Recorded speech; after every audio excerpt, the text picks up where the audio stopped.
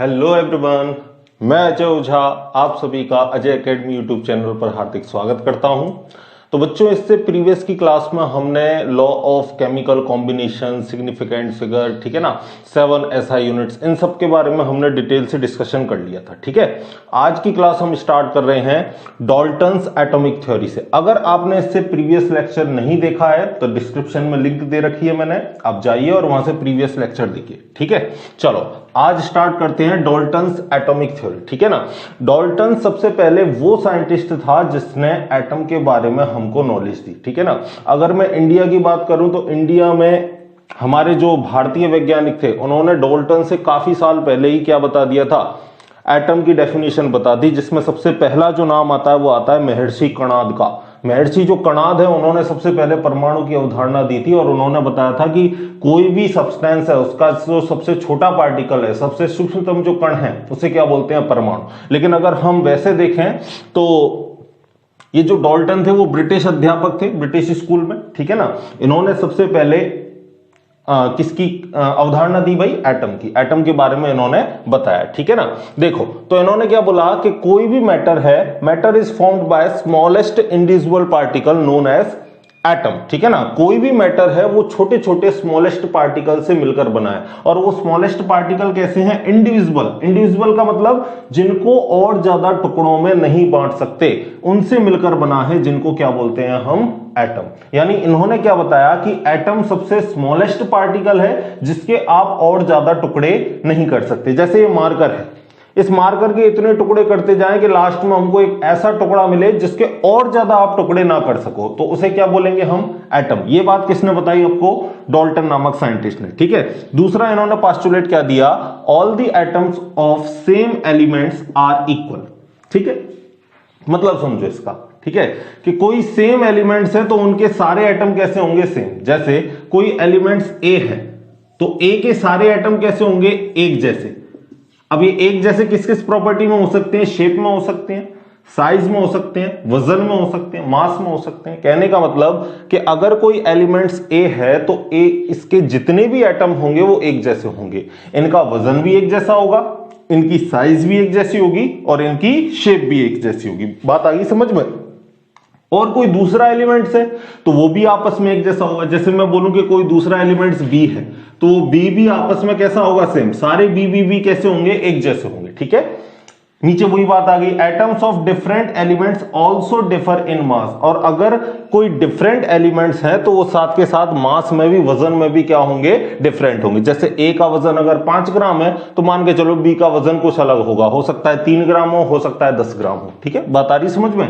अगला देखो, अगला नंबर तीसरा क्या बोलता है, तीसरा पॉइंट क्या है हमारा, compounds are formed when atoms of different elements combine in a fixed ratio. ये क्या बोलता है तीसरा पोस्टुलेट, कि कंपाउंड तब बनता है जब दो डिफरेंट एलिमेंट्स आपस में एक फिक्स्ड रेशियो में रिएक्शन करते हैं। फॉर एग्जांपल, वाटर तब बनेगा जब हाइड्रोजन के 2 एटम और ऑक्सीजन का 1 एटम फिक्स्ड रेशियो में क्या करे, रिएक्शन करे। समझ में आ गई बात। अगला देखो, नंबर चौथा postulate, chemical reaction involve the rearrangement of atom. Chemical reaction में क्या होता है, केवल एटम्स की हेराफेरी होती है। एटम्स क्या होते हैं, आपस में रीअरेंज होते हैं। So atom neither be created nor destroy. Atoms को ना ही आप क्रिएट कर सकते हो और ना ही इनको डिस्ट्रॉय कर सकते हो। किसके बारे में बात करता है, ये केमिकल रिएक्शन के बारे में बात करता है। ठीक है ना, लेकिन न्यूक्लियर रिएक्शन में ऐसा नहीं होता। न्यूक्लियर रिएक्शन में एटम डिस्ट्रॉय हो जाते हैं, है ना, और अल्फा बीटा गामा रेडिएशन के तौर पर एनर्जी को क्या करते हैं, उत्सर्जित करते हैं, डिके करते हैं। ठीक है, तो इन्होंने क्या बोला कि केमिकल रिएक्शन में सिर्फ एटम की हेराफेरी होती है, ना ही कोई एटम क्रिएट होता है और ना ही कोई एटम डिस्ट्रॉय होता है। जैसे अगर मैं बोलूं कि अगर वाटर का फॉर्मेशन करना है तो वाटर के फॉर्मेशन में हाइड्रोजन और हाफ मॉलिक्यूल ऑक्सीजन का रिएक्शन करके क्या बनाएंगे, H2। इसमें क्या हुई है, सिर्फ एटम की हेराफेरी हुई है। जैसे कोई और रिएक्शन ले लेते हैं अपन, NaCl की रिएक्शन चलो आप करवा दो, किसके साथ करवाओगे, H2O के साथ। ठीक है, तो क्या बनेगा, एक NaOH बनेगा, साथ में क्या बनेगा, HCl। तो यहां से Na की हेराफेरी उधर हुई ऑक्सीजन और हाइड्रोजन के साथ, और हाइड्रोजन की हेराफेरी इधर हुई और Cl को पकड़ के क्या बना दिया इसने, HCl। तो कहने का मतलब यहां ना ही कोई नया एटम क्रिएट हुआ है और ना ही कोई एटम यहां पर डिस्ट्रॉय हुआ है, सिर्फ और सिर्फ क्या हुआ है, एटम्स की आपस में हेराफेरी हुई है। ठीक है, आई थिंक आपको बात समझ में आ गई होगी, आप इसका स्क्रीनशॉट लो। अब देखो इसकी कुछ लिमिटेशन और देखते हैं अपन। ठीक है, देखो बाद में क्या हुआ, आगे आगे जैसे खोज होती गई तो इसकी लिमिटेशंस कुछ सामने आई, क्योंकि हमारा साइंस क्या है भाई, एक्सपेरिमेंट पर बेस्ड होता है। अगर किसी दूसरे साइंटिस्ट ने एक्सपेरिमेंट से उसको प्रूव कर दिया तो जो आगे की थ्योरी है वो कैसी हो जाती है भाई, कैंसिल आउट हो जाती है। ठीक है, तो देखो बाद में 3 साइंटिस्ट आ गए, कौन, जे थॉमसन आ गया, ठीक है ना, गोल्डस्टीन आ गया, रदरफोर्ड आ गया, ठीक है, जेम्स चैडविक आ गया।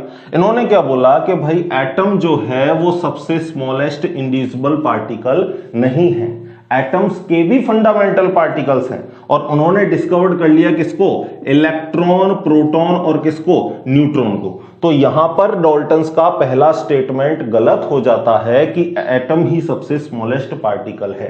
इन्होंने बोला नहीं, एटम सबसे स्मॉलेस्ट पार्टिकल नहीं है, एटम्स के भी फंडामेंटल पार्टिकल हैं जो इलेक्ट्रॉन, प्रोटॉन और न्यूट्रॉन है। आगे इसके बारे में हम चर्चा दूसरे चैप्टर में करेंगे, ठीक है ना, स्ट्रक्चर ऑफ एटम, उसके बारे में। ठीक है, तीसरा देखो, दूसरा स्टेटमेंट क्या बोला था उन्होंने कि all the atoms of same elements are equal. इन्होंने बोला था कि जो सेम एलिमेंट्स होंगे वो आपस में इक्वल होंगे, और जो अलग अलग एटम है वो अलग अलग एलिमेंट्स के जो एटम है वो डिफर होंगे। लेकिन जब आइसोटॉप की डिस्कवरी हुई तो ये देखा गया कि जैसे 2 अलग अलग एटम है, कौन कौन, कार्बन और नाइट्रोजन।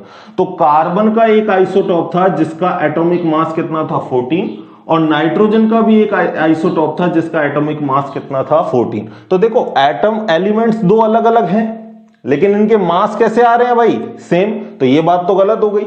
इन्होंने क्या बोला, सेम एलिमेंट सेम होगा, अदर एलिमेंट्स अदर होंगे। कहने का मतलब राम जैसा अगर कोई है तो वो राम होगा, और श्याम जैसा कोई है तो वो श्याम होगा। बात आ रही है समझ में, कि अगर कोई ए जैसा है तो सारे ए एक जैसे होंगे, कोई बी एटम है तो सारे बी एक जैसे होंगे। लेकिन यहां 2 अलग थे, कार्बन और नाइट्रोजन दोनों अलग अलग एटम है, लेकिन इनके मास फिर भी कैसे हैं, सिमिलर। तो यहां दूसरा स्टेटमेंट भी गलत हो गया। आगे इन्होंने क्या बोला, atoms of different elements also differ in mass. इन्होंने बोला कि जो अलग अलग एलिमेंट्स होंगे उनके मास भी कैसे होने चाहिए, अलग अलग। ये अलग अलग एलिमेंट्स ही हैं, इनके मास कैसे आ रहे हैं, फिक्स। एक और एग्जांपल देख लेते हैं, आर्गन वेट कितना है इसका, 40, और कैल्शियम वेट कितना है इसका भी 40। तो ये दोनों भी अलग अलग एलिमेंट्स हैं। इसके अकॉर्डिंग तो 2 अलग अलग एलिमेंट्स हो तो उनका मास कैसा आना चाहिए, अलग अलग आना चाहिए, लेकिन यहां दोनों का मास कैसा आ रहा है, इक्वल। तो यहां ये स्टेटमेंट भी कैसा हो गया, गलत हो गया। ठीक है, तो इस तरीके से कुछ लिमिटेशंस थी डाल्टन्स एटॉमिक थ्योरी की। चलो अब हम अगले टॉपिक पर चलते हैं। बच्चों अगला टॉपिक है हमारा एवोगैड्रोस हाइपोथेसिस। ठीक है ना, ये लो क्या बोलता है, देखो under similar condition of temperature and pressure, ठीक है, equal volume of all gases contain equal number of molecules. ठीक है, यानी जब टेम्परेचर और प्रेशर कैसा हो आपका, सिमिलर, चेंज ना हो। ठीक है, तो इक्वल वॉल्यूम ऑफ गैस में इक्वल नंबर ऑफ मॉलिक्यूल्स मिलेंगे। कहने का मतलब इसको ऐसे समझो, जैसे ये क्लासरूम है, इस क्लासरूम में सपोज कितने बच्चे बैठते हैं, 50 बच्चे।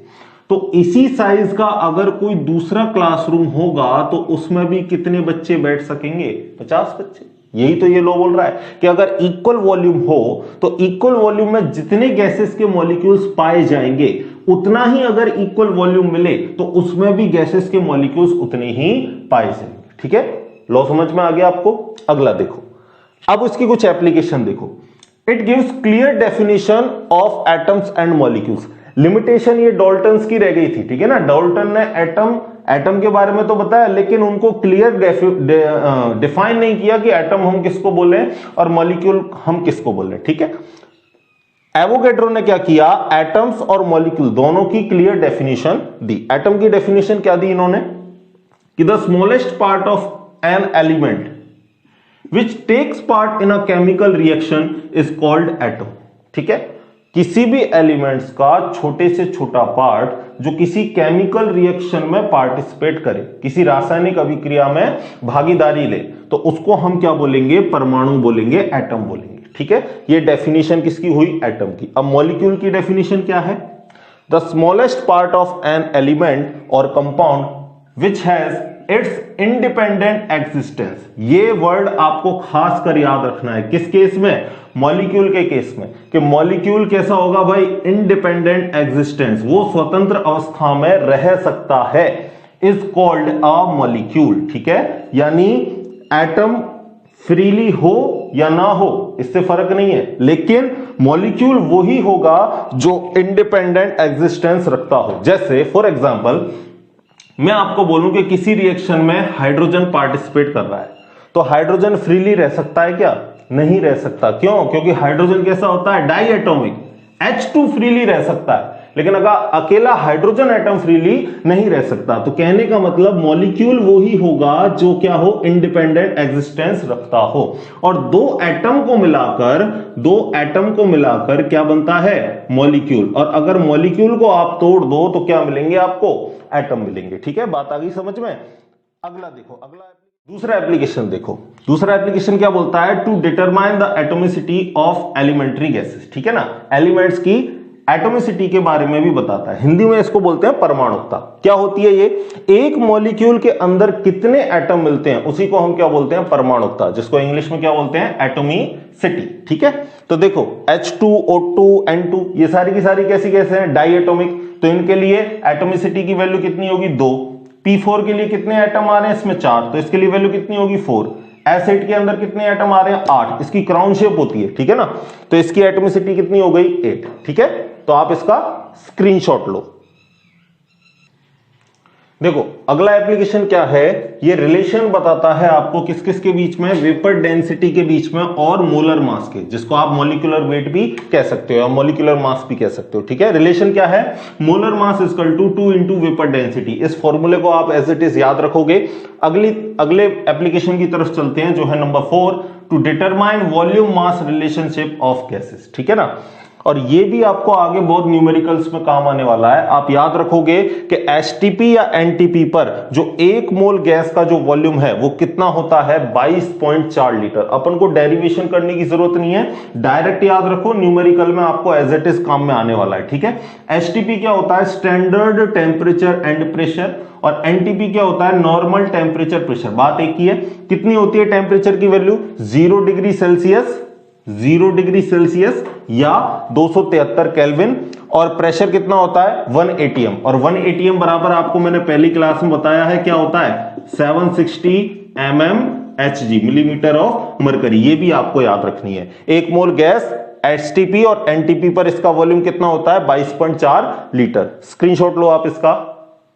देखो अगला है हमारा एटॉमिक मास। एटॉमिक मास को हिंदी में हम क्या बोलेंगे, परमाणु भार या परमाणु द्रव्यमान। ठीक है, परमाणु भार या परमाणु द्रव्यमान क्या होता है, देखो समझो, एटॉमिक मास क्या होता है, किसी भी एलिमेंट्स के एक एटम का मास और कार्बन 12 एटम के 1/12वें भाग से वो एलिमेंट कितना ज्यादा भारी है, इस बात को हम किससे दिखाते हैं, एटॉमिक मास से। दोबारा सुनना, किसी भी एलिमेंट का एक एटम कार्बन 12 आइसोटोप के 1/12वें भाग के कितना गुना भारी है, उसे हम क्या बोलेंगे, एटॉमिक मास। समझ में आया। जैसे अगर कोई भी एलिमेंट्स का आपको मास रखना है, उसको आप यहां रखोगे तो 12 कहां चला जाएगा, ऊपर। कैलकुलेशन करके आप आंसर करोगे, वो आपका क्या आ जाएगा, एटॉमिक मास। ठीक है, एक एएमयू बराबर 1.66 इंटू 10⁻⁻24 ग्राम होता है। एएमयू अपन किसको बोलते हैं, एटॉमिक मास यूनिट को, जिसको आज अपन किस नाम से जानते हैं, यूनिफाइड मास। ठीक है, पहले एएमयू, पुरानी किताबों में आपको एएमयू मिलेगा। ठीक है, अब इसको यूनिफाइड नाम, जिसको यू से अपन रिप्रेजेंट करते हैं। ठीक है, तो इसकी वैल्यू कितनी है, 1.66 इंटू 10⁻⁻24 ग्राम। ठीक है, एवरेज एटॉमिक मास क्या होता है कि जितने भी एलिमेंट्स के आइसोटोप हैं उनका मल्टीप्लाई करो नेचुरल अबंडेंट, यानी प्रकृति में कितनी मात्रा उनकी मिलती है। ठीक है, हिंदी में बोलते हैं इसी को प्राकृतिक बाहुल्यता, कि नेचर में कितना मिलता है। ठीक है, उससे मल्टीप्लाई करो, और अगर कोई दूसरा आइसोटोप है तो इसी तरह उसका किससे मल्टीप्लाई करो, नेचुरल अबंडेंट से, और भाग लगाओ 100 का, तो आपका क्या आ जाता है, एवरेज एटॉमिक मास आ जाता है। ठीक है, इसके बेस पर ये का अपन क्वेश्चन करते हैं। देखो क्लोरीन के 2 आइसोटोप होते हैं, कौन से, क्लोरीन 17 35 और क्लोरीन 17 37, ठीक है। और नेचुरल अबंडेंट यानी नेचर में जो 35 वाला आइसोटॉप है वो तो कितना मिलता है 75.53, और जो 37 वाला आइसोटॉप है वो कितना मिलता है 24.47। तो अपन इसका एटॉमिक मास निकालते हैं। देखो कैसे निकालेंगे, मास ऑफ फर्स्ट आइसोटॉप, पहले का मास कितना है 35 इंटू नेचुरल अबंडेंट कितना है भाई 75.53, ठीक है, प्लस दूसरे का कितना है, दूसरे का मास कितना है 37 इंटू नेचुरल अबंडेंट दूसरे की कितनी है 24.47 बटे 100, ठीक है। भाग देना आपको किसका 100 का, ठीक है। तो जब आप इसकी कैलकुलेशन करते हो तो कितना आता है 35.48, ठीक है। और ये ऑलमोस्ट किसके बराबर है 35.5 के। तो क्लोरीन का जो एटॉमिक मास है वो कितना आता है 35.5, ठीक है। तो किसी भी आइसोटॉप को जब आप इस तरीके से एवरेज करके उसका मास निकालते हो तो उसको अपन बोलते हैं एवरेज एटॉमिक मास, ठीक है। स्क्रीनशॉट लो आप। देखो बच्चों, अगला जो टॉपिक है हमारा वो है मोल कॉन्सेप्ट, जो बहुत इंपॉर्टेंट है यहां भी 11th क्लास में भी, और आगे आप कंपटीशन एग्जाम दोगे तो वहां भी मोल कॉन्सेप्ट से आपको क्वेश्चन जरूर मिलेगा, ठीक है।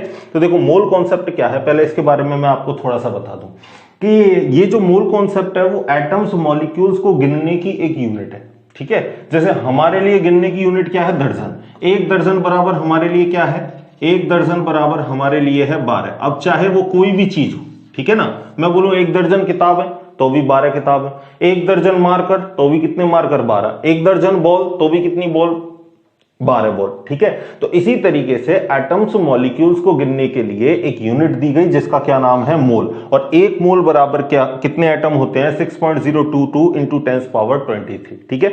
अब मैं बोलूं कि एक मोल कार्बन, तो उसका मतलब क्या है कि मेरे पास 6.022 इंटू 10⁻23 क्या है कार्बन के एटम। मैं बोलूं एक मोल वाटर, तो मेरे पास कितने मोल हैं वाटर, कितने मॉलिक्यूल हैं वाटर के, इतने, ठीक है। आगे बात आपको समझ में, डेफिनेशन देखो इसकी लिखने के लिए, the number of carbon atom present in 12 gram of carbon 12 is called mole, ठीक है। क्या बोल रहा है ये कि कार्बन 12 आइसोटॉप के, कार्बन 12 आइसोटॉप के 12 ग्राम में जितने कार्बन के एटम प्रेजेंट हैं, जितने कार्बन के एटम प्रेजेंट हैं उसे ही हम क्या बोलते हैं एक मोल, ठीक है। दूसरा क्या है, अब इसको कैलकुलेट कर लेते हैं कि कार्बन का जो हमने देखा एक एटम का मास, किससे, मास स्पेक्ट्रोस्कोपी से, तो वो कितना निकल के आया 1.992648 इंटू 10⁻⁻23 ग्राम। ये किससे निकाला हमने, डिटेक्ट किया किससे, मास स्पेक्ट्रोस्कोपी से। तो अब हम देखते हैं कि 12 ग्राम में कितने एटम है, तो हमने ऊपर रखा 12 ग्राम और नीचे रखा एक कार्बन का वजन, तो कितने नंबर आ गए 6.022 इंटू 10⁻23 एटम, ठीक है। सिंपल है। जैसे आपको मैं बोलूं कि आपके पास 1 किलोग्राम क्या है सेव, और मैं बोलूं कि एक सेव का वजन है 200 ग्राम, तो बताओ कितने सेव है, तो आप फटाफट बता दोगे कितने सेव हैं आपके पास, 5 सेव। इसी तरीके से पूरे कार्बन के 12 ग्राम रख दिए, और एक कार्बन के एटम का वजन हमको पता है तो उसका रख दिया, भाग लगा दिया, तो total number of carbon atom आ गए। तो कितने कार्बन एटम आए 6.022 इंटू 10⁻23 एटम पर मोल, ठीक है ना। तो दूसरी डेफिनेशन हम क्या दे सकते हैं यहां से कि the amount of the substance which contains particle equal to Avogadro's number is called 1 mole, और इस संख्या को ही क्या बोलते हैं हम, एवोगैड्रो नंबर, जिसको किससे रिप्रेजेंट करते हैं हम, Na से। तो कहने का मतलब इन सारी बातों का सारांश यही है कि एक मोल बराबर क्या होता है 6.022 इंटू 10⁻23, और इस नंबर को ही हम क्या बोलते हैं, एवोगैड्रो नंबर, जिसको रिप्रेजेंट करते हैं हम किससे, Na से, ठीक है।